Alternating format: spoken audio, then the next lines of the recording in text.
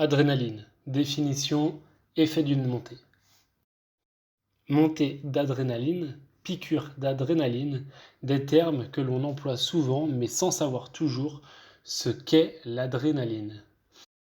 Pourquoi est-elle associée aux fortes émotions? Quels sont ses effets sur le corps? Peut-on la faire baisser? Définition. Qu'est-ce que l'adrénaline? L'adrénaline est une hormone, aussi appelée épinéphrine, qui est principalement sécrétée par les glandes surrénales, c'est-à-dire celles situées au-dessus des reins. Elle est libérée dans le sang, essentiellement en cas d'émotion intense, la peur, la colère, le stress. C'est la raison pour laquelle elle est parfois surnommée l'hormone des sensations fortes. Elle appartient à la classe des catécholamines, tout comme la noradrénaline ou la dopamine. La noradrénaline est un précurseur de l'adrénaline. Elle peut se transformer en adrénaline sous l'effet du stress.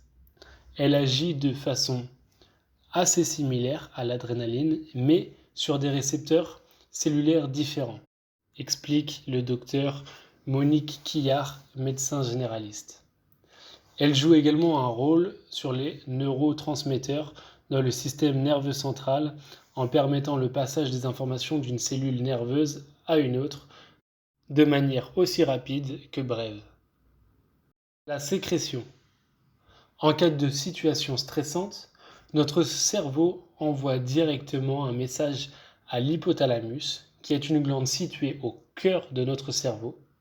Celui-ci va à son tour faire parvenir un message nerveux aux glandes surrénales afin qu'elles sécrètent de l'adrénaline. La présence de cette hormone dans le sang déclenche alors toute une série de réactions en chaîne. Les effets sur le cerveau et sur le corps. Les effets sont nombreux et très rapides. Le rythme cardiaque et le pouls s'accélèrent. La respiration va plus vite. La pression artérielle s'élève. Les bronches se dilatent. Le glucose sanguin augmente. Le cerveau et les muscles reçoivent plus d'oxygène et les pupilles se dilatent. Toutes ces manifestations n'ont qu'un seul but, nous rendre plus alertes et vigilants afin d'affronter le danger à venir. Montée d'adrénaline, cause et activité qui la déclenchent. Si pour certains, la montée d'adrénaline est très désagréable, pour d'autres, elle est source de plaisir. Certaines activités, dites à sensation forte, provoquent sa sécrétion. La chute libre, le saut en parachute, le saut à l'élastique, la course de Formule 1, etc. Parfois, ce goût du risque à l'origine de la montée d'adrénaline peut devenir une vraie drogue. Adrénaline et stress. Lorsque le stress est ponctuel, la sécrétion d'adrénaline est de courte durée. Plus rapidement, l'organisme s'apaise et ses fonctions reviennent à la normale. Mais lorsque cet état de tension est chronique, il en découle une exposition prolongée à cette hormone qui met l'organisme en mode alerte permanent. Sans repos, le corps est peu à peu mené à l'épuisement. Mais en plus de la fatigue, cet état peut faire le lit de maladies cardiaques, de déprime voire de dépression, abaisse les défenses immunitaires, nous rendant vulnérables aux infections. L'adrénaline est le traitement de première intention de choc anaphylactique. Piqûre d'adrénaline, dans quel cas?